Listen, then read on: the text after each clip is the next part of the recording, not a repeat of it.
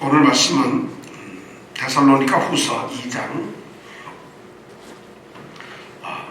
1절에서 3절 말씀을 우리가 함께 보도록 하겠습니다. 데살로니가 후서 2장. 이제 이 2장에서는 우리가 소위 재림, 종말에 대한 것을 우리가 함께 생각하게 될 것입니다. 오늘 첫 시간 우리가 무슨 말씀을 생각할 건가를 생각하면서 이 말씀 1절부터 3절까지 한 목소리로 우리가 읽도록 하겠습니다. 형제들아, 우리가 너희에게 구하는 것은 우리 주 예수 그리스도의 강림하심과 우리가 그 앞에 모임에 관하여 혹 영으로나 혹 말로나 혹 우리에게서 받았다는 편지로나 주의 날이 이르렀다고 쉬 동심하거나 두려워하거나 하지 아니한 그것이라. 우리가 아무렇게 하여도 너희가 미혹하지 말라. 먼저 배도하는 일이 있고 저 불법의 사람 곧 멸망의 아들이 나타나기 전에는 이르지 아니하니라. 오늘 읽은 말씀을 우리가 여러분 다 아시겠지만 지금 데살로니가 교회에는 심각한 두 문제가 있어요. 아주 심각한, 교회를 위협하고 데살로니가 성도들이 신앙생활을 하는 것을 못하도록, 그리고 신앙이 잘못되도록 이렇게 만드는 두 가지 사건이 지금 데살로니가 교회에 일어나고 있습니다. 아니, 데살로니가 교회뿐만 아니라 오늘날에도 동일하게 교회를 위협하고 위험하게 만드는 것이 두 가지가 있어요. 첫 번째는 뭔가 외부적인 것이에요. 교회 안의 문제가 아니라 교회 밖에서 생기는 문제들입니다. 그게 뭐냐면 핍박자들이 있다는 거예요. 그래서 신앙생활하고 하나님을 섬기고 소위 그리스도인들이 되는 것, 그리스도인으로 살아가는 것을 회방하고 방해하고 어떻게 하든지 못하게 막는 것, 그것이 폭력적으로, 그것이 말의 폭력이 되든 아니면 실제 물리적으로 폭력을 행하든 이렇게 압박과 핍박을 가하는 그러한 세력들이 교회에는 늘 있었습니다. 이 데살로니가 교회가 바로 그런 교회였죠. 그런 지금 어려움을 당하고 있고, 또 하나는 데살로니가 교회가 갖는 위험이 뭐였는가 하면 교회 안에서 생겼던 문제예요. 교회 안에서 어떤 문제가 생겼는가 하면 교회 안에서 신앙생활을 하는데 문제는 교회 안에서 거짓 교사들이 나타나가지고 거짓 이 가르침을 가르치는 거예요. 우리가 흔히 말하는 이단 사상을 가르치는 거예요. 잘못된 가르침을 가르치는 이런 문제들이 교회 안에 생겨나는 것이에요. 사실 이건 어쩌면 더 위험할지도 몰라요. 외부로부터 오는 폭력적인 것을 우리가 좀 피하거나 또는 그것을 우리가 견뎌내거나 할 수 있지만 잘못된 신앙 가르침에 빠져버리면은 이건 우리가 평생을 믿어도 우리의 믿음은 헛것이 되어버립니다. 그리고 우리는 하나님과 아무런 관련이 없는 그러한 존재가 됩니다. 나는 평생 하나님을 섬겼다, 예수 그리스도 안에서 성도로 살았다 하는데도 우리는 가야 할 방향이 아닌 다른 곳으로 가고 있는 잘못된 그런 성도가 될 수 있다는 것이죠. 그러니까 이 내부적으로 잘못된 신학적인 잘못된 것, 거짓 가르침에 빠지는 것, 이거는 믿음 자체를 헛되게 만드는 것이니까 아주 더 위험한 것이에요. 바로 이 데살로니가 교회가 그런 문제가 생겼어요. 유대인들이 밖에서는 말이죠, 바울과 바울 팀들을 그렇게 박해하고 쫓아다녔던 것처럼 성도들을 그렇게 못살게 굴려요. 엄청나게 못살게 굽니다. 그러고 나서 그들은 그럼에도 불구하고 우리가 지난 1장에서 데살로니가 후서 1장에서 우리가 배웠잖아요. 너희가 지금 참고 있는 핍박과 환난 중에서 너희들이 이 믿음이 더욱 자랐고 사랑이 더욱 서로 풍성해졌고, 그리고 이런 고난 중에서도 인내와 그리고 믿음을 너희들이 굳건하게 지켜가지고 결국에는 그것이 뭐냐, 하나님의 마지막 심판에서 심판의 증거자료가 되고 너희들이 하나님 나라에 합당한 자로 여김을 받게 되는 확실한 증표가 될 것이라는 이런 격려의 말을 들었어요. 데살로니가 교회가 그런 외부적인 폭력적인 이런 방해에 대해서는 정말 잘 견디고 있어요. 그런데 내부적인 이 가르침에 문제가 생겼어요. 사실 엄청난 교회가 교인 수가 많은 것도 아닌데 이 데살로니가 교회에는 어떤 문제가 생겼느냐 하면은 특히 주님의 재림에 대해서 예수님이 다시 오신다는 이 주의 날, 주의 재림에 대한 문제가 심각하게 잘못되어 가지고 교회 안이 굉장히 소란스러워졌습니다. 그래서 오늘 이 2장 1절부터 3절 말씀, 더 길게는 11절 12절까지 말씀에 보면은 바로 이 주의 재림에 대해서 바울 사도가 이제 말씀을 가르치는 내용이 나옵니다. 그럼 우리가 이번 기회에 이제 주의 재림에서 주의 날에 대해서 우리가 확실한 어떤 것을 우리가 갖기를 원합니다. 주의 날이 이르렀다고 하는 이런 가르침을 가르치는 사람들이 있었어요. 주의 날이라는 것이 뭐냐 하면은 오늘 1절에 보니까 우리 주 예수 그리스도의 강림하심과 그리고 우리가 그 앞에 모이는 것, 이것이 바로 주의 날, 마지막 날에 있어야 될 것이에요. 예수님께서 강림하시면 그 강림하시는 예수님 앞에 우리 성도들이 모이는 것, 이것이 바로 주의 마지막 주님의 날에 있어야 될 사건이에요. 우리가 데살로니가전서 이 전서에서 4장 16절에 그렇게 우리가 배웠어요. 주께서 주의 호령과 천사장의 소리와 하나님의 나팔로 친히 하늘로부터 강림하실 때에 그리스도 안에서 죽은 자들이 먼저 일어나고 그 후에 우리 살아남은 자도 저희와 함께 구름 속으로 끌어올려 공중에서 주를 영접하게 하신다는 이런 말씀을 우리가 배웠어요. 그러니까 주님께서 친히 하늘로부터 강림을 하시면 이 땅에 있는 성도들은 끌어올려져 가지고 공중에서 주님을 영접하게 만나는, 주님 앞에 모이게 된다는 것이죠. 바로 이게 데살로니가전서 4장 16절에 나오는 말씀이었어요.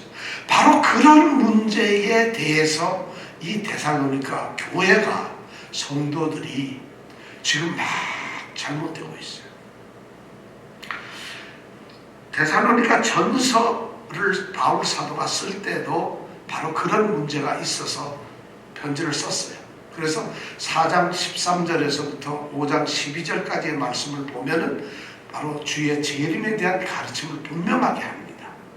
그런데 또 문제가 생겨서 바로 이 데살로니가 후서 2장 1절에서부터 12절까지 또 똑같이 그런 말씀을 우리에게 지금 주고 있다는 것이죠. 자, 그럼 데살로니가 전서에 나왔던 첫 번째 데살로니가 교회는 어떤 문제가 있었냐면 한마디로 말하면 이거였어요. 주님 재림이 곧 이 땅에 이루어질 것이라는 거예요.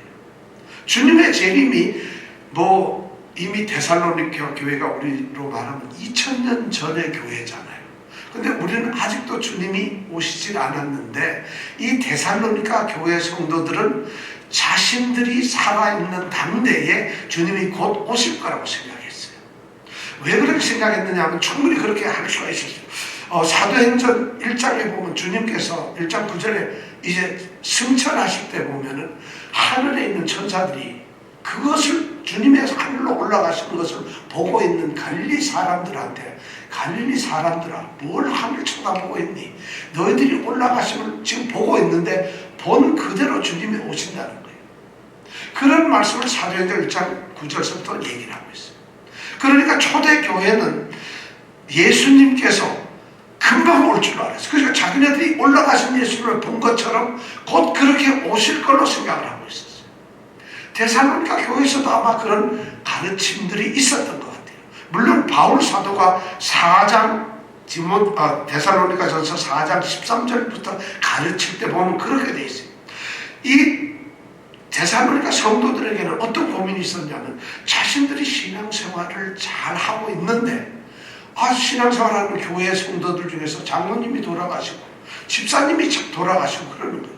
자, 그러면 주님이 곧 재림을 하시는데 이 죽은 사람들이 도대체 어떻게 될까? 우리 살아남은 사람은 주님 앞에 공중석을 끌어올려가지고 같이 살게 될 텐데 오늘 우리는 주님 다시 오는 걸 보게 될 텐데 죽은 사람들은 그럼 끝이 아니냐 이런 두려움이 있었어요.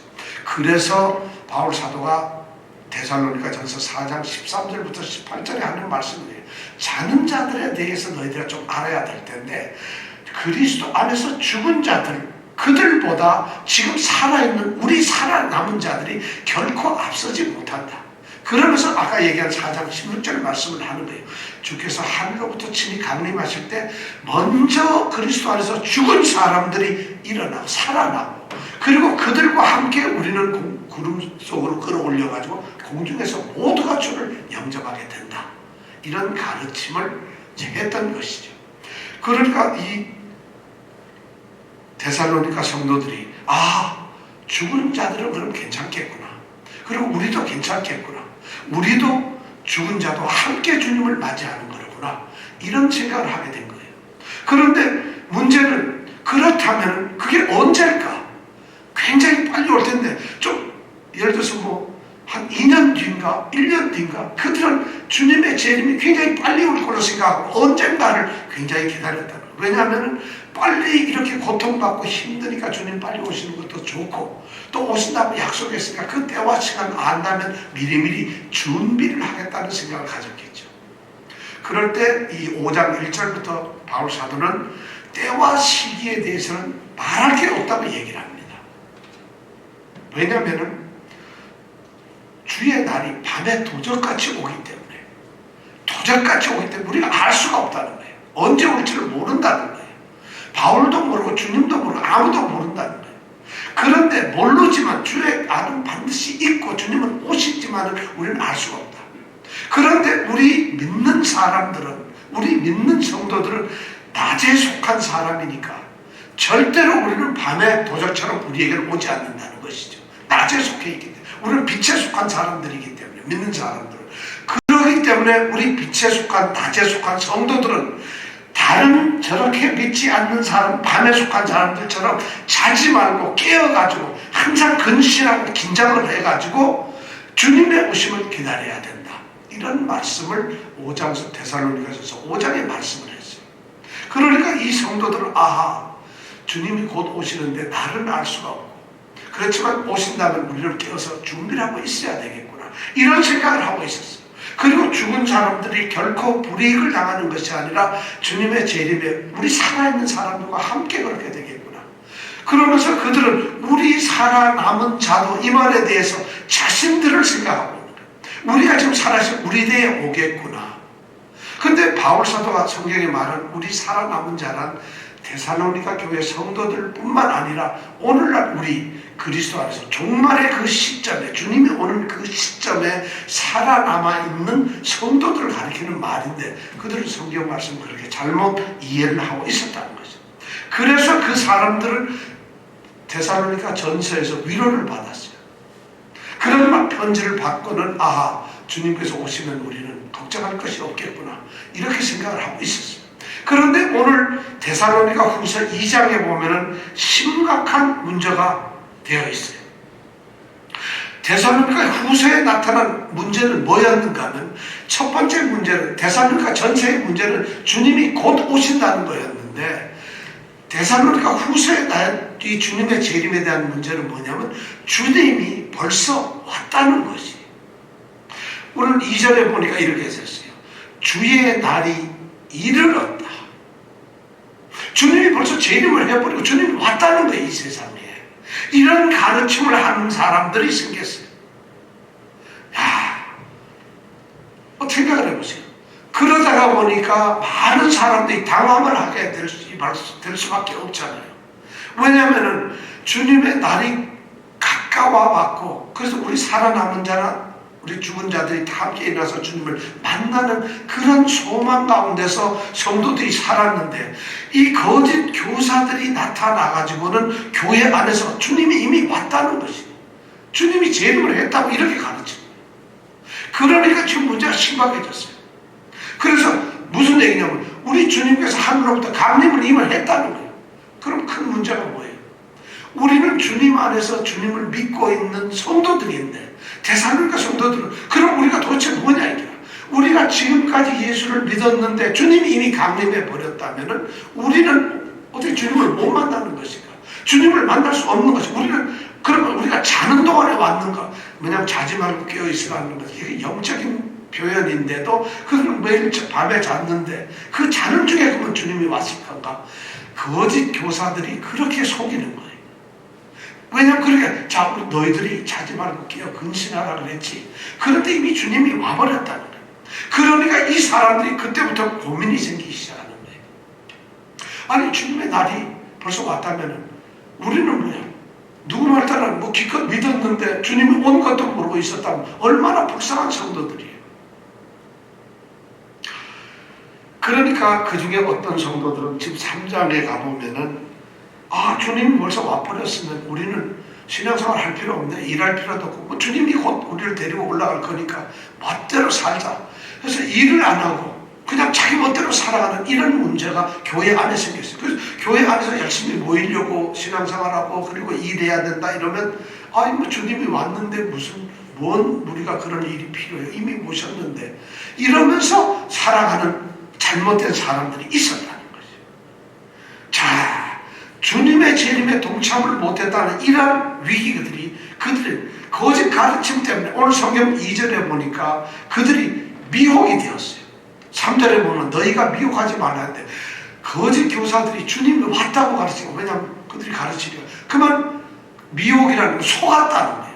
거기에 그만 속아버렸어요. 그래가지고 2절에 보니까 무슨 일이 생겼느냐 동심을 했다.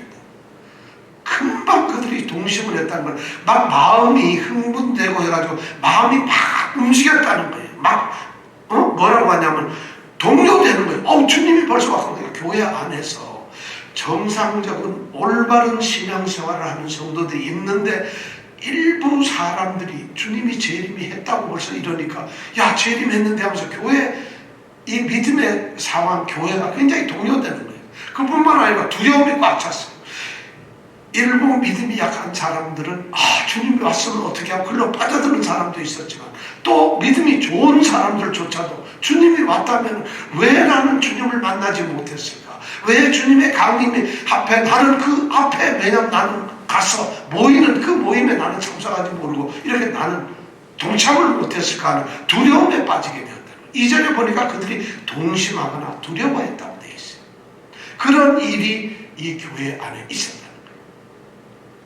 사실 오늘날에도 보면은 이 주님의 재림에 대해서는 항상 교회를 위협하는 이 이단들이 가장 좋아하는 아이템이 두 가지입니다. 첫째는 자신이 그리스도라고 소위 거짓 선지자가 되는 거예요. 내가 그리스도고 내가 재림주고 내가 누구라는 이렇게 얘기하는 거 하나, 자신 누구라는 거 하나, 또 하나는 왔다는 거, 주의 재림에 대한 얘기를 끊임없이 속이는 거예요. 먼저보다 이것이 현대교회, 초대교회 이 데살로니가 교회는 제가 그랬죠. 데살로니가 전후서가 편지 제일 처음 쓰여진 거라고. 이미 처음부터 주의 재림의 문제는 시끄럽고 아주 어려운 교회를 흔드는 교회의 아주 문제 중에 하나였어요.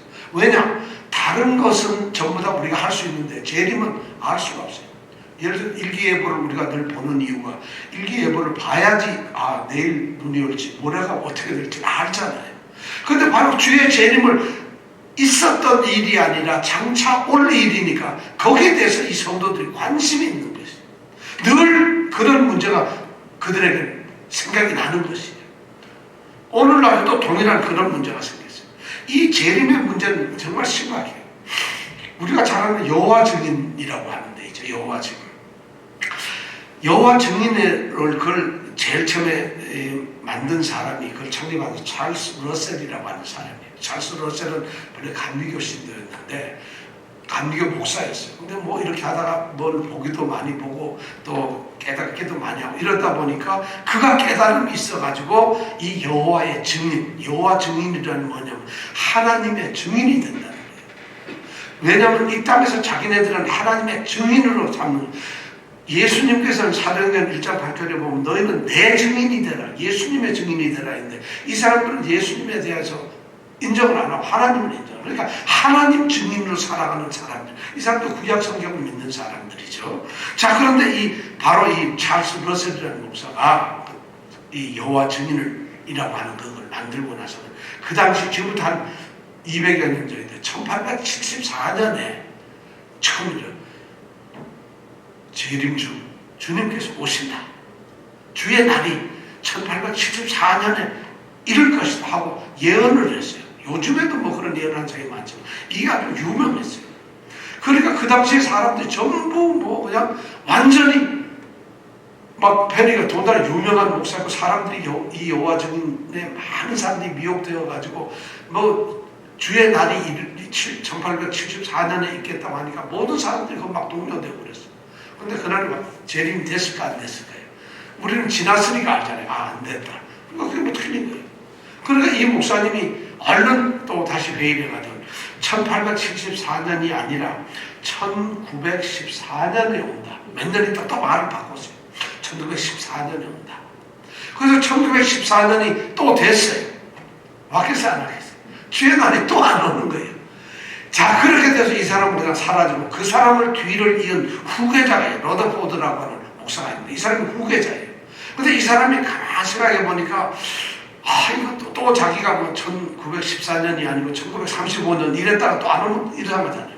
그러니까 이 사람이 뭐라고 얘기했느냐. 1914년에 안 온 게 아니라 오셨다는 거예요. 그리스도가 이 땅에 오셨다는 거예요. 그런데 단지 우리 눈에 보이지 않는다는 거예요. 이미 오셨다는 거예요. 이 여호와 증인들이 주장하는 거예요. 그 오셨기 때문에 우리는 다시 오실 주님을 기다리는 것이 아니라 그냥 신앙생활을 하면 되고 하나님이 심판할 날만 여호와의 증인, 하나님의 증인이 되어서 하나님을 선포하고 하나님의 심판의 날만 기다리면 된다고 그 사람도 그렇게 얘기를 하고 기다릴 필요가 없다는 거죠. 이렇게 심각한 문제가 이 초대교회에서부터 오늘날까지 우리 20세기 들어와서도 엄청난 일이 많았잖아요. 지금도 말이죠. 언제 온다는, 요즘에는 하도 그게, 이제 성도들도 그렇고, 교회도 그렇고, 예수 안 믿는 일반 사람들도 그게 관심이 없어졌어요. 너무 그런 얘기가 많다 보니까 이제 관심이 없어졌는데, 지금도 보면 곳곳의 이단에서는 오시는 날이 막 그냥 각각 다른 데 다 있어요. 참 심각한 문제죠. 그런데 이들은 이런 것을 어떻게 얘기를 하고 있느냐. 오늘 말씀해 보니까 어떻게 보냐면 이렇게 되어 있어요. 2절에 보니까 혹 영으로나 혹 말로나 혹 우리에게서 받았다는 편지로, 영이나 말이나 편지로 주의 날이 이르렀다고 막 떠드는 사람이 있다는 거예요. 이미 이 데살로니가 교회에도 그런 존재가 있었다는 거예요.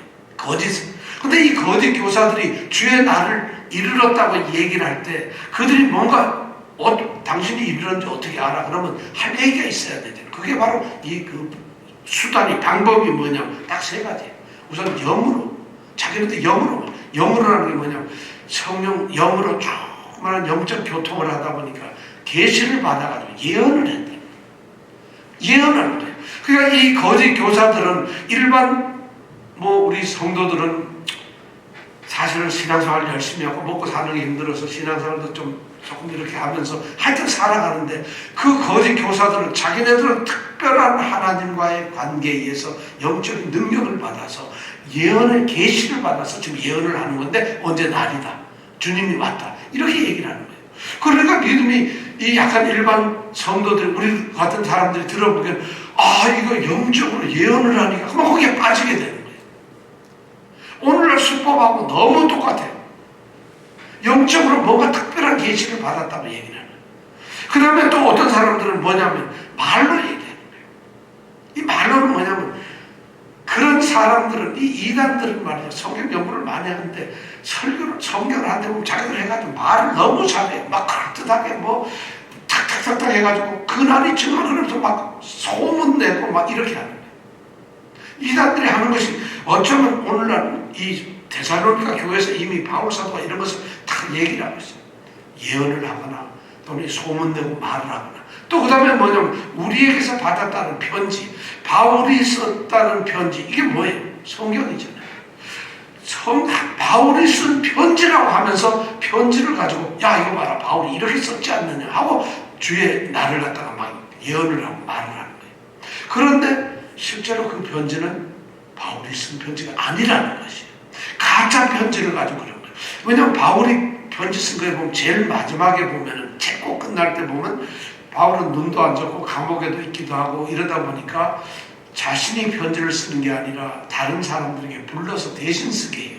그렇지만 그렇게 다 쓰고 난 다음에 자신이 듣고 나서는 마지막에 딱 나 바울은 친필로 이 편지를 쓴다고 나중에 사인을 합니다. 그래서 반드시 이 편지가 내가 썼다고 하는 건데, 초대교회는 오늘날처럼 우리처럼 전화기를 들고 다니는 것도 아니고 이 정보가 막혀 있잖아요. 그리고 출판이 오늘처럼 잘 되지 않으니까 얼마든지 이런 가짜들이 자기 권위를 내세우기 위해서 바울의 이야기다, 바울이 쓴 편지다 이러면서 속였다는 거예요. 오늘날에도 똑같은 이런 일이 생기는 거죠. 하나님의 말씀, 바울이 쓴 편지라는 것이 결국 우리가 지금 성경으로 받아들이고 있잖아요. 하나님의 말씀에 이렇게 되어 있다고 하는 거예요. 그래서 하나님의 말씀을 가지고 얘기를 하는데, 그들이 가장 문제는 나는 3년 동안 어디에 가서 기도하면서 금식하면서 성경을 연구를 했는데 계시를 받아서 하나님 말씀에 이렇더라 하면서 성경을 가지고 주의 날이 이르렀다고 이렇게 또 속이는 사람들이 있었다는 것이. 오늘날은 똑같아요. 오늘날에도 보면 말이죠. 여러분 성경을 보면은 이 사람들이 아까 제가 말씀드렸죠. 우리 살아남아 있는 자도 죽은 그리스도 안에서 죽은 자들과 같이 함께 만난다. 그러니까 데살로니가에 있는 성도들에게 만약 그 바울이 쓴 편지를 가지고 가져가면 이럴 거예요. 보아라, 바울이 쓴 편지에 뭐냐, 우리 살아남은 자도 죽은 자와 함께 가는 거 아니냐. 그럼 너 살아있지, 너의 형제는 죽었지, 우리가 같이 올라가는 거야 지금. 근데 주님이 지금 오셨어. 이렇게 얘기하면은 거기 안 속을 사람, 성경에 나와 있으니까. 오늘날에 이렇게 성경을 잘못 가르치고 말씀을 해서 미혹을 하는 사람들이 있다는 거예요. 정말 우리는 굉장히 중요하게 성경에 쓰여 있잖아요 이러면서 이 이단이나 거짓 가르침을 하는 사람들이 너무 많다는 거예요. 지금 바울 사도가 이런 말을 굳이 여기에다 데살로니가 후서에다 쓰는 이유는, 이 당시에 이런 교회에 이런 거짓 교사들이 이런 짓을 했다면 이것이 교회 앞으로 많이 있을 문제들이라는 거예요. 놀랍죠. 어쩌면 이런 게 있는데도 문제는 많은 사람들이 이렇게 바울 사도가 이런데 절대로 뭐라고 돼 있어요. 오늘 말씀해 보면 이렇잖아요. 영어로나 말을 하고 우리 편지를 받았다 하는 데서 이런데 절대로 미혹되지 말라는 것이. 그런데 속지 말라고 이렇게 얘기를 하는데도 오늘날 이걸 무기로 해가지고 똑같이 속이는 사람들이 있고 똑같이 주의 날에 대해서 그렇게 속아지는 사람들이 너무 많다는 것이. 우리 뉴욕에는 굉장히 많습니다. 진짜 너무 많아요. 예를 들면 이 미국에는 이단이 관대합니다. 우리 한국에는 조금만 잘못하면 막 그냥 이단 지정을 해서 이건 이단이다 하고 판정을 내려서 교회가 서로 교류를 못하고 이단으로서 함께 하질 않는데, 예를 들어서 우리 지금 제가 말한 여호와의 증인, 미국에서는 이단이라고, 우리 제일 보수적이라는 남침례 교단도 이단이라고 하질 않아요. 우리하고 조금 다른 사람 이렇게 관대해요. 한국에서 어림도 없어요. 그러니까 신앙의 폭이 굉장히 다른데 바로 이런 거짓 가르침을 가르치는 사람들이 있었다. 그러니까 지금 이렇게 심각한 문제들이 오늘날에도 있어요. 그래서 저는 이런 말씀을 통해서 오늘 우리가 배워야 될 것이 뭐냐면, 주님의 성도들, 주님이 택하신 우리 하나님의 백성들은 절대 주의 날이 이르렀다거나 주의 날이 곧 온다거나 주의 날에 지금 언제 올 것이란 이런 말에 미혹되지 말라는 것이에요. 성경에는 그런 것이 없다는 거예요. 그래서 오늘 보니까 3절에 보니까 누가 아무렇게 하여도 너희가 미혹하지 말라. 어떤 사람, 여기 누가 어떤 사람이든지, 그분이 무슨 신학 박사든지 또는 어떤 정치 권력자든지 아니면 엄청 유명한 목사든지 아니면 10년 동안 계룡산에서 돌을 닦았든지 아니면 저기 플로리다에서 세계적으로 유명한 완전히 예언만 하는 목사든지, 그런 누구든지, 그 다음에 어떻게 누가 아무렇게 어떤 짓을 하더라도 아무렇게 해도라는 무슨 말이에요. 무슨 연설을 하든지 말을 하든지 편지를 하든지 레터를 쓰든지 아니면 기도회 모임을 갖고 집회를 갖고 어떻게 아무렇게 하든지 절도 속지 말라는 거죠. 이 3절에 우리는 이 말이 너무, 누가 어떤 사람이 무슨 짓을 해도 너희가 속지 말라는 거예요. 이 한마디가 성경에 딱 있는데 우리는 주의 날에 대해서 아무것도 우리는 생각할 필요 없어요. 앞으로 주님이 언제 오나 이런 말 하려면 여러분들 꼭 이 데살로니가 전서 2장 3절 말씀, 누가 누구든지 무슨 짓을 해도 너희 보고 속지 말라고 그랬다. 다 가짜고 속이지 말라고. 그렇다면 어떻게 우리는 알 수 있는가? 바울 사도가 여기에 보니까 굉장히 중요한 이야기를 두 가지를 해주고 있어요. 너희들이 주의 재림이 있다는 것을 알 수 있는 중요한 두 가지가 있다. 반드시 이런 사건이 있기 전에는 절대로 주님께서 다시 오시지 않는다는 거예요. 주님이 오시려면 반드시 두 가지가 있어야 된다. 그것이 3절에 나오는데 첫 번째가 보니까 우선 제일 먼저 무슨 일이 있어야 되냐면 배도하는 일이 있어야 된다. 배도라는 게 뭐냐면 교회를 다니거나 신앙을 가졌던 사람들이 하나님을 떠나는 것이 아주 큰 반역을 일으키는 거예요. 신앙이 엉망이 되는 거예요. 여기는 가짜 생활을, 이건 다음 주에 제가 얘기를 할게요. 우선 배도하는 일이, 교회가 급격하게 교회가 무너지면서 떠나는 일이 있어요. 어쩌면 이 거짓 사람들 때문에 그 사람들이 거짓으로 미혹을 해서 많은 성도들이 무너지면 주님이 진짜 올는지도 모르겠어요. 왜냐하면 이 배도하는 일이 있어야 되니까요.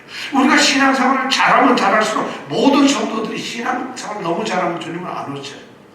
그런가요? 그렇진 않은데 하여튼 주님이 오시려면 이 배도하는 일이다. 신앙을 떠나는 일이 반드시 있다는 거예요. 이것이 첫 번째. 그런 사건이 있어야 된다는 거예요. 그 다음에 두 번째가 뭐냐면은 뭐라고 됐어요? 불법의 사람이 나타나야 된다는 거예요. 불법의 사람. 옳지 않은 법이 없이 무법자가 나타나야 돼요. 무법자가. 법 없이 요즘에 이 법 없는 사람들이 굉장히 많아요. 이 사람도 법이 없는 것 같은데 법이 없다는 사람도 법이 없는 것 같고 법 하는 사람도 법 없는 사람. 하여튼 무법자가 많은데 이 불법의 사람이 나타나기 전에는 그 사람이 나타나기 전에는 절대 예수님이 안 오신다. 그러니까 주의 재림이 오려면 두 가지 사건이 있어요. 첫 번째가 전 교회가 배도를 하는 날이 있거나 아니면은 불법, 우리는 이걸 적그리스도, 거짓 그리스도라고 하는데 그 그리스도가 나타나기 전에는 주님이 오시지 않는다. 이런 말씀을 이 바울 사도가 데살로니가 교회에다 얘기를 합니다. 자, 이런 전 세계적인 우주적인 반역과 그리고 완전히 하나님을 대적하는 사람이 나타나기 전에는 주님께서 안 나타나시는 거예요. 주의 재림은 그렇게만 나타나는 거예요. 바울 사도 그러면서 이제 그 배도가 무엇인지, 반역이 무엇인지, 불법의 사람이 무엇인지에 대해서는 이제 3절 이후서부터 4절, 5절, 6절에 설명을 합니다. 그럼 우리가 다음 주에 생각할 텐데, 자, 우리가 이 말씀을 들어보면서 오늘 우리에게 들려주는 이 1절, 2절, 3절의 말씀은 뭐냐면 주님의 재림은 반드시 있다는 것이에요. 이것이 없는 것이 아니라 기독교의 역사는 처음부터 끝까지 반드시 있는 것인데 끝이 있는 것인데 주님의 재림은 있는데 문제는 주님의 재림에서 말이죠. 우리가 재림이 있다는 소망과 확신을 가지고 살아야 되는 것이에요. 그런데 소망과 확신을 갖는데 누군가가 이 재림에 대해서 우리를 속일 때 속지 말라는 것이에요. 절대 속지 마세요. 그 사람들이 영적으로 무슨 탁월한 능력을 가졌다고 해서 접근을 하든지 또는 너무 유창하고 달콤한 말로서 우리를 속이든지 아니면 성경을 갖다 대고 성경에 이렇게 돼 있으니까 그렇다 하는 것조차도 그것이 잘못돼요. 누가 어떤 방법으로 우리에게 다가오더라도 주의 날에 대해서 속지 말라는 것이에요. 그러면서 우리 성도들이 깨달을 게 딱 두 가지 뭐냐 배도하는 일과 그 다음에 정말 이 세상을 완전히 하나님과 대적하는 그런 세상으로 만드는 그런 불법의 사람. 물론 우리는 불법의 사람에 대해서 또 나중에 생각을 할 겁니다. 다음 주에. 자, 불법의 사람이라 보니까 우리는 또 이걸 가지고 뭐 어떤 사람은 뭐 히틀러예요. 뭐가 어떻다. 뭐 이런 별 성경 연구하는 사람들이 그런 얘기를 좋아하는데 자, 그럼 우리 불법의 사람은 누굴까? 우리는 다음 주에 생각하기로 하고 바로 이러한 사건이 있기 전에는 절대로 주님은 재림하시지 않는다. 주님의 재림은 아무도 그 때와 시기를 알지 못하지만 반드시 이러한 징조는 있다는 거예요. 이런 사인이 있다는 것이죠. 이것을 알아야 합니다. 그렇다면 우리는 그럼 어떻게 해야 됩니까? 굉장히 중요한 말이에요. 이미 데살로니가 전서 5장에서 바울 사도가 우리에게 얘기했어요. 우리는 낮에 속하 있고 빛에 속하 있어 밤에 도적같이 주의 날이 결코 우리에게 오지 않는다. 그러니까 우리는 영적으로 깨어가지고 늘 깨어 있어야 돼요. 잠은 영적으로 잠은 안 되는 거예요. 여러분 잠을 자지 말라는 게 아니라 자도 돼요. 영적으로 깨어있어요. 잠을 안 자고 어떻게 사냐. 영적으로 깨어가지고 근신하면서, 그 다음에 보면 이 5장에 보면, 데살로니가전서 5장에 보면 이렇게 되어 있습니다. 근신하여서 믿음과 사랑의 흉배를 붙이고, 믿음과 사랑의 흉배를 붙이고 구원의 소망의 투구를 쌓았다. 그러니까 믿음과 사랑, 그리고 그런 신앙의 모습을 가지고 있습니다. 그렇게 해서 영적 전투를 하라는 것이죠. 그리고 구원에 대한, 주의 재림에 대한 소망을 가지고서 늘 그 소망을 바라보면서, 그런 소망을 기대하면서, 그러면서 그 소망의 확신을 가지고 영적 싸움을 하라는 것이죠. 이것이 주의 재림에 대한 우리의 가르침입니다. 저는 오늘 이 말씀을 통해서 우리 성도들이 정말 이 어려운 세대, 우리를 뒤흔들려 하는 세대에 여러분들이 이런 것에 마음이 현혹되거나 두려워할 필요가 없다는 것이에요. 속지 말아야 된다. 주님은 반드시 오십니다. 그러나 그 날을 예비하고 준비한 성도들에게는 우리는 영광의 날이기 때문에 두려워할 일이 없다는 것이에요. 우리가 그런 믿음의 삶을, 정말 준비하는 삶을 깨어서 준비하기를 간절히 원합니다. 자, 기도하겠습니다.